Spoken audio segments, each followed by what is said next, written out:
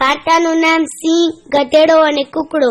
વાચક લુહાર રસ્મા અલી મહમદ, ધોરણ 6. એક સિંહ હતો. તે જંગલમાં રહેતો હતો. રાતના વખતે એ સિંહ વસ્તીમાં આવી ચડ્યો. ગામના પાદરમાં કુંભારના વાડામાં ગધેડો હતો. સિંહે આ ગધેડાને મારી ખાવા વિચાર કરી વાડામાં પ્રવેશ કર્યો. ગધેડાએ સિંહને જોયો. એનું શરીર કંપી ઉઠ્યું. સી રીતે બચવું એ સવાલ થઈ પડ્યો.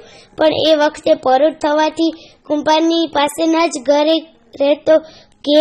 રહેતો કુકડો કુકડે કૂક પોકારી ઉઠ્યો. સિંહ ચેતી ગયો. હવે ગધેડાને નહીં મારી શકાય. લોકો જાગી જશે ને પોતે પકડાઈ જશે એ વિચાર આવ્યો.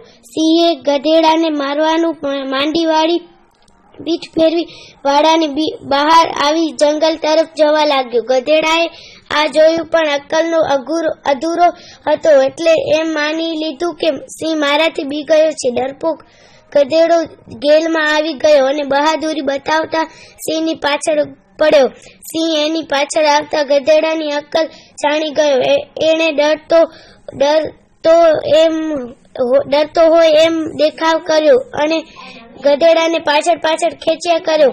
ગધેડાને વધુ ચાનક ચઢતી ગઈ અને સિંહની પાછળ છેક જંગલના ઊંડાણમાં પહોંચી ગયો.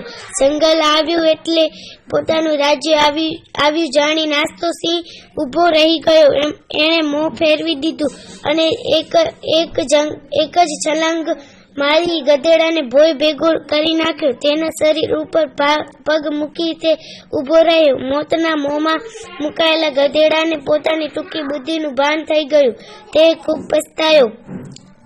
સિંહ તો એને પૂરો જ કર્યો ને પોતાની ગુફામાં જઈ નિરાંતની નિંદ્રા લીધી. દરેકે શક્તિ હોય એટલી જ દોડ દાખવવી જોઈએ.